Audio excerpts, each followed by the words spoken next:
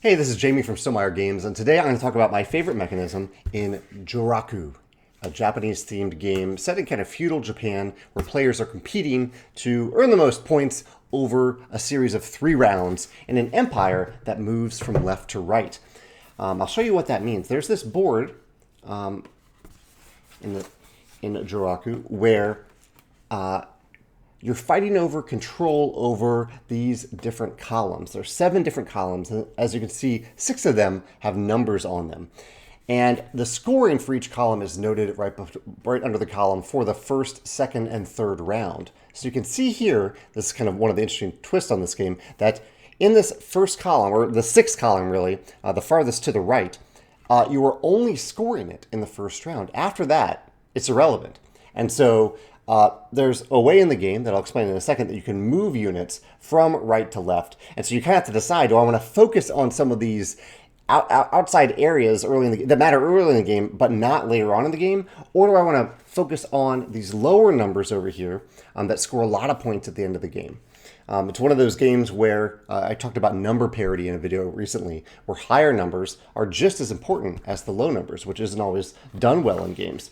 But I think it's done really well in Joraku. It has a couple of different mechanisms that I want to mention here. So that in itself I think is really, really cool. It also uses multi-use cards in a really, really neat way. And maybe not, I don't even know if multi-use is exactly the right term, because it's not like you're using a card for this or that. It's that when you play a card, you get a choice between multiple benefits based on the number you played.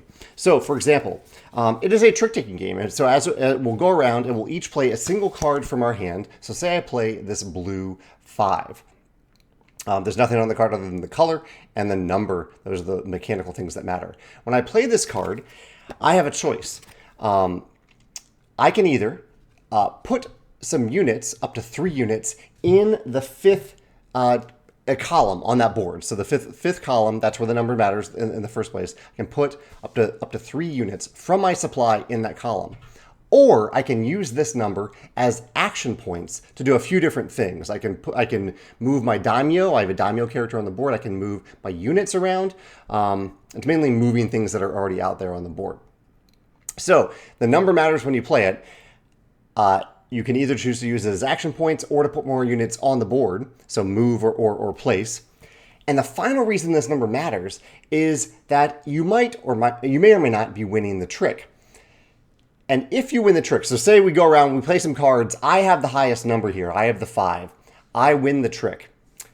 What that means is that thanks to that trick, we will then score the area where my daimyo is located.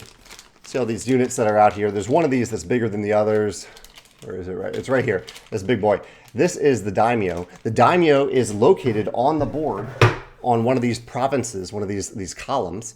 And so if I won the trick, we will score area control of that province at that given time because I won the trick and it's my daimyo. So we'll look at the territory where my daimyo is located and we will score that trick.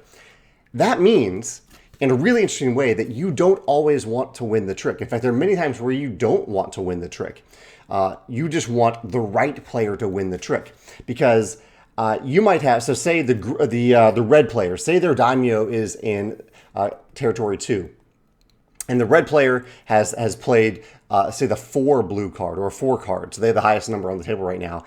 And I actually, even though their daimyo is here, I might have a lot of units here. I will score the best in this circumstance, in this example, this hypothetical, for this location. And so I might want the red player to win that trick. So I might play a different card just so the red player can win that trick and I can score the most. I think that is a really, really cool concept that there's a huge decision space in terms of whether or not you actually want to win any given trick. The last little twist here that I think is really interesting is that these cards go up to 6. I shared with you the 5, but there are some 6s out there. Here's the 6. Here's the 6 right there. 6 is the highest card. However, in any given trick, if a 6 is in the trick, there's one card that is better than it, and this card is usually the worst. It is the ninja card. Let's see if I can find an example. Yeah, here's a ninja. Ninjas don't have any numbers. They are the lowest card. They are not valuable at all unless a 6 is in the trick. And so it creates this really nice tension. Like well, as nice as it is to get a hand of cards that have a couple sixes in it. That feels really good. I can probably win these tricks. I can control my own destiny. I can control the moments when I want to score the territory where my daimyo is located. There's always the possibility, and probably the pretty good possibility, that there are ninjas out there that will win that trick instead of you. So I think that provides a really nice tension in this game as well. Really cool game. As Pete explained, my friend Pete brought it to the table. He said it reminds him a lot of Rumble Nation, a different version of Rumble Nation without dice. And I agree, it definitely has a very similar feel to that game. But I had a lot of fun playing it as a result.